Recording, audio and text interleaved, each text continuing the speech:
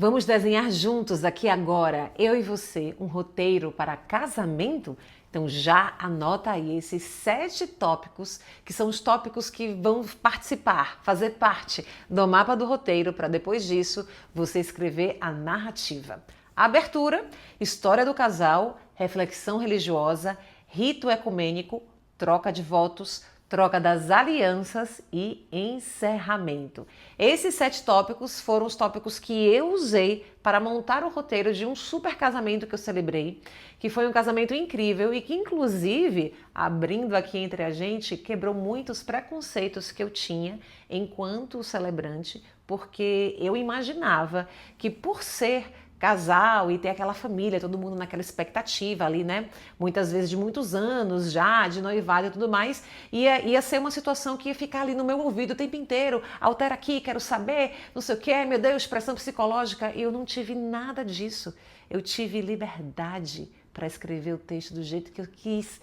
Quando eu conversei com o casal, a gente teve uma sintonia tão positiva e foi tão gostoso, foi uma troca tão profunda que eles sequer viram, sequer quiseram ler o texto que eu escrevi. Ficou tudo para o suspense na hora do vamos ver e foi emocionante. Então esse gostinho da liberdade é um gostinho incrível, porque diferentemente de evento corporativo, que eu apresento bastante e que tem aquele roteiro para seguir, que eu posso lá jogar meu dendê, jogar meu negocinho, mas eu tenho que seguir algo que já foi feito por alguém, porque tem toda uma estratégia envolvida, tem o público, tem a marca, trelelê, trelelê. Aqui não. Aqui eu pude colocar todo o meu amor, toda a crença que eu tinha e que eu tenho relacionada ao amor e trazer a visão deles sobre a relação deles para a história. Então ficou um roteiro maravilhoso e super emocionante. Então vamos lá. Para poder eu escrever a narrativa destes 7 tópicos, eu tive, obviamente, que entrevistar os noivos. Como foi que eu fiz? Eu fiz um questionário no Google Forms mesmo, com uma série de perguntas, tipo quando se conheceram, como se conheceram, se tinha alguma cena muito importante e emblemática da vida deles que eles gostariam de contar, para eu poder ver e entender a versão de cada um. Porque, claro, né, as pessoas estão se relacionando e elas vão casar, elas têm aquelas diferenças e tudo mais, mas muitas vezes, na grande maioria das vezes, essas diferenças acabam sendo complementares. Então é muito legal quando você conversa com o futuro casal e você ouve a versão de cada um. Sabe como cada um se conheceu? De repente uma briga ou uma situação muito inusitada, assim, que estremeceu o relacionamento e tudo mais. Aí cada um conta a sua visão, é maravilhoso. Além disso, nós escolhemos 2 pessoas, uma de cada lado, para poder contar a versão da história, de como eles se conheceram, se tiveram um perrengue no meio do caminho, como resolveram esse perrengue. No meu caso, esse casal se conheceu no Rio de Janeiro, e aí tiveram lá um namoro e foi um sucesso, foi meio que um amor à primeira vista, mas ninguém queria ceder, né? Ninguém queria dizer que estava apaixonado, aquela coisa. E aí eles ficaram 19 anos separados. E aí um belo dia, lá na frente, maduros e tudo mais, eles se reencontraram e aí pegaram na gente e falaram: olha, a gente sabe que a gente sempre se amou, cada um viveu a sua vida, cada um namorou quem quis, mas assim, vamos agora dar uma segunda chance? E aí deram, e aí casaram. E estão aí juntos, já com filhos e tudo mais. E eu aproveitei todo esse gancho para poder costurar essa história. Então, faz o questionário no Google Forms, entrevista os noivos, claro, obviamente, e aí vai pegando todos esses elementos para você escrever a narrativa. E principalmente, que a mesma coisa que acontece no mercado corporativo é o que é que eu não posso falar. Por exemplo, esse casal agora está com filhos. Na época do casamento, eles estavam planejando ter. E aí eu achei aquela informação sensacional. Agora imagina se eu não pergunto para eles e falo lá na hora, no texto, que eles estão querendo ter um filho, ou já estão em vias de, né? Porque um casal homoafetivo e tal, então tem uma outra logística para poder adotar criança, né? Fazer fertilização in vitro e tudo mais. Então era uma coisa que era sigilosa e eu precisei perguntar para eles antes como era essa informação, se eles queriam que essa informação fosse divulgada ou não. Então, se eles queriam, na verdade, que fosse divulgada ou não. Então, todos os detalhes que você recebe, né, todas as informações que você recebe dos noivos, é muito importante você perguntar se aquilo você pode colocar na história. Porque se for algo ali que no calor da emoção, na sintonia que você tem com o casal, eles te revelam certas coisas, mas não é garantido que você pode colocar aquilo ali e que aquilo ali pode acabar comprometendo a cerimônia, o seu trabalho e de repente estragando todo aquele sonho do casal. E para escrever esse roteiro, duas pessoas especiais do meu coração me ajudaram. Uma é uma celebrante de casamento, super conhecida aqui em São Paulo, que também é mestre de cerimônia, chamada Gabi Leitold. Ela sentou comigo assim para malhar mesmo, item a item, até a minha narrativa ficar perfeita. Ela me ensinou sobre todos os ritos, rito do baú, rito das areias, cerimônias, enfim, de uma série de coisas que tem, porque eu celebro pouquíssimos casamentos. E Daniel Farias, que é um amigo meu baiano, que mora aqui em São Paulo, ele é ator, ele é poeta, e ele me trouxe esse olhar da poesia, de eu poder usar o que eu tenho de conhecimento musical e a minha visão artística na cerimônia. Então, duas pessoas, beijos para vocês, que foram especiais e essenciais. Inclusive, elas compartilharam alguns roteiros de casamentos que elas celebraram comigo, para que eu entendesse se eu estava indo no caminho certo, exatamente aqui agora, como eu estou fazendo com vocês. Então, vamos lá. Pensando nesse roteiro, com esses 7 tópicos nesse mapa, a gente começa pela abertura. Sim, sim, sim, claro, muito óbvio, obviamente. Então, o que a gente fala na abertura de qualquer evento? Boas-vindas, né? Aquele momento que a gente recebe o público, que a gente recebe ali o casal e a gente vai dar as boas-vindas oficiais para aquele momento que a gente está vivendo. No meu caso, aqui, eles tinham essa coisa dos 19 anos separados, eu podia usar isso a meu favor. Eles tentaram em alguns momentos realizar o casamento, mas teve a pandemia, então meio que foi uma ida e vinda. Então quando realmente a gente se encontrou ali, já era a 3ª tentativa de casamento, então eu tive a liberdade de usar isso de uma forma brincalhona ali, para poder dizer assim, gente, finalmente, hein? Finalmente chegamos aqui. E aí todo mundo riu, foi super legal. E aí a partir daí eu fui puxar o gancho para contar a história deles, que é o nosso segundo ponto, que é o ponto número 2, que é a história do casal. Você escrever sobre a história do casal, além do que você pegou lá de informação quando você fez a entrevista com eles, vai muito do seu, como é que eu posso falar? Da sua vivência pessoal com a vida e do seu storytelling, que todo mundo usa aí, para poder você costurar essa narrativa e trazer essa história de uma forma curiosa, de uma forma emocionante, de uma forma engajadora.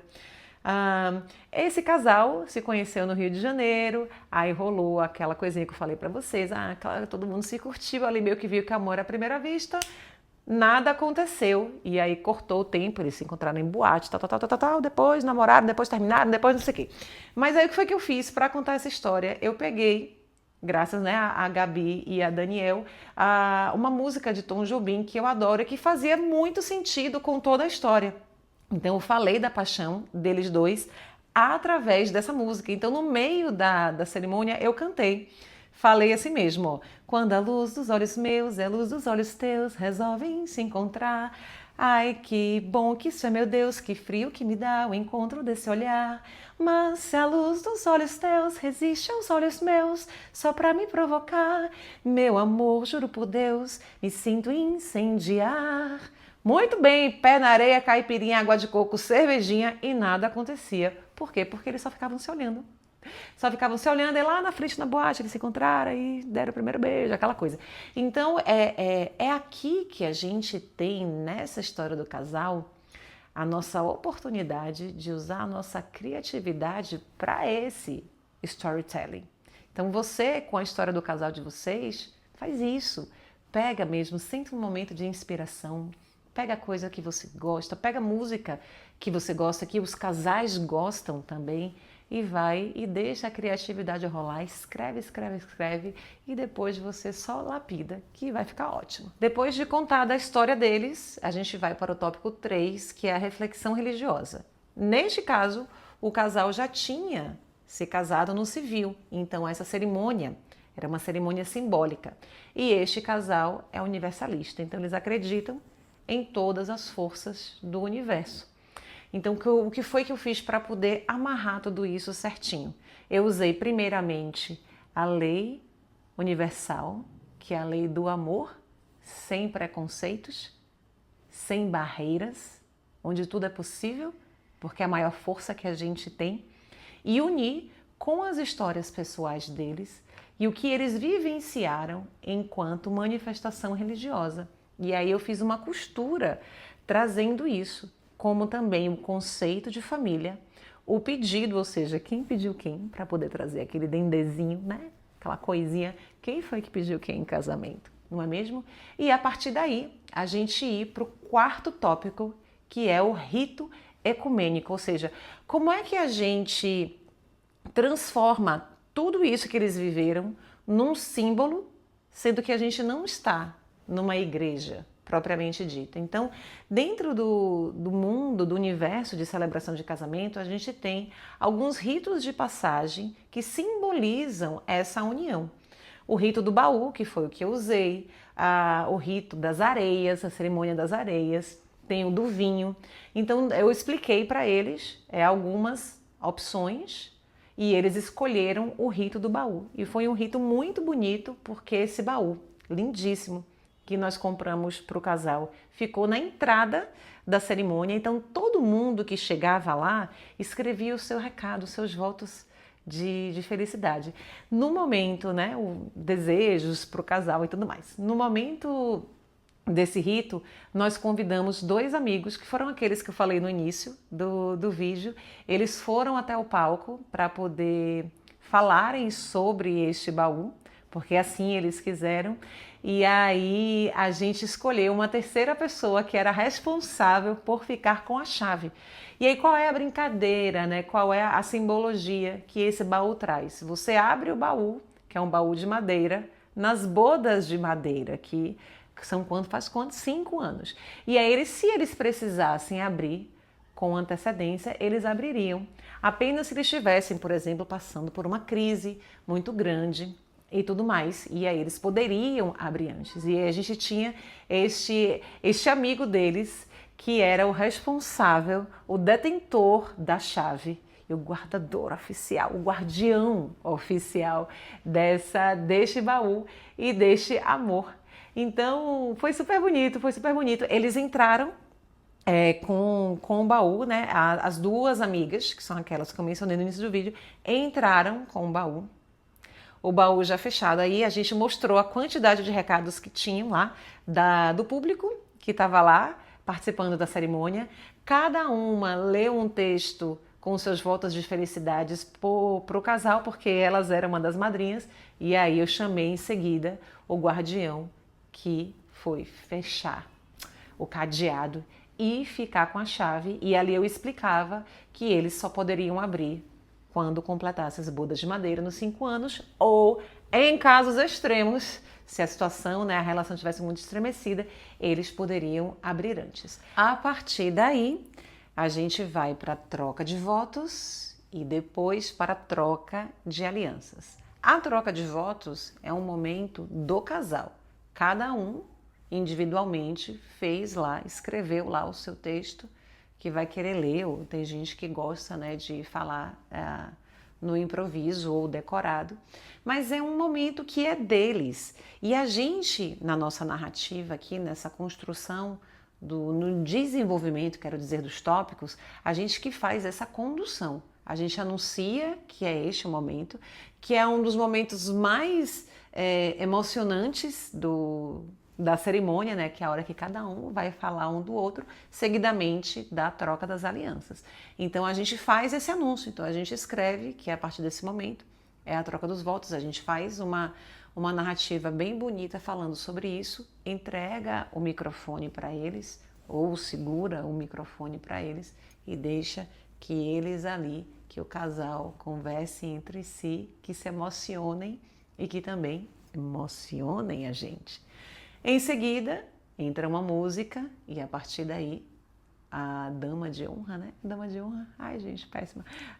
Entra aquela pessoa com as alianças e aí a gente ajuda também nessa troca de alianças. Aqui eu escrevi um texto que ficou bem bonitinho, que foi basicamente assim: receba essa aliança, símbolo do meu amor, do meu respeito e companheirismo. Aqui te entrego o meu coração, estarei sempre ao seu lado, cuidando de você. Eu escolho nós dois todos os dias. Então eu falava, um repetia, depois eu falava para o outro repetia. A partir daí tem aquele momento, todo mundo, uau, yeah! Basicamente chegamos no final da cerimônia. E aí eu faço o encerramento. O encerramento é muito breve, alto astral, lá para cima, e que simboliza esses novos passos do casal. E aí a gente faz de uma forma muito alegre, contente, emocionante, e aí eles desfilam de volta eles saem, né, da área da cerimônia, e aí rola aquele momento lá de fotos e festa e tudo mais. Tudo isso, todos esses 7 tópicos duram aí em média 15, 20 minutos no máximo. É muito rapidinho mesmo. E aí, lógico que com a assessoria, né, e com o cerimonial, você organiza todas essas entradas e saídas de músicas, da daminha, da entrada das alianças e por aí vai. Muito bom!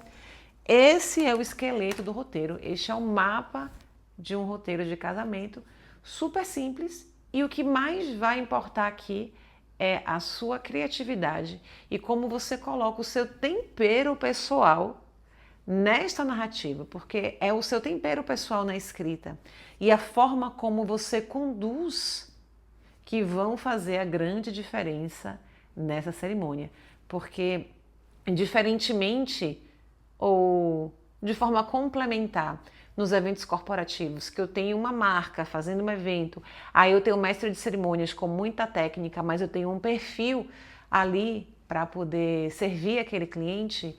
Numa celebração de casamento, eu tenho que ter uma empatia direta com os noivos. Se eles não forem com a minha cara, eu posso ser o melhor celebrante do planeta, a melhor celebrante do planeta. Eu não vou conseguir fazer, eles não vão nem me querer. Então, quando você começa a abordagem lá na negociação, as primeiras reuniões, é ali que você tem essa oportunidade para você poder sentir o casal, sentir essa sinergia e com essa troca você entender que você serve para eles e que eles também servem para você. Desejo que esse vídeo tenha ajudado bastante a clarear, principalmente para quem fica um pouco perdido ainda em qual a ordem a ser seguida. E tem diversos canais aqui no YouTube que falam somente de celebração de casamento. Pesquise, estude e arrase. Simbora espalhar profissionalismo. Sucesso para você, sucesso para vocês. E me conta como foi. Se você usou esse modelo aqui, me diz depois como é que foi. Quero saber. Tchau!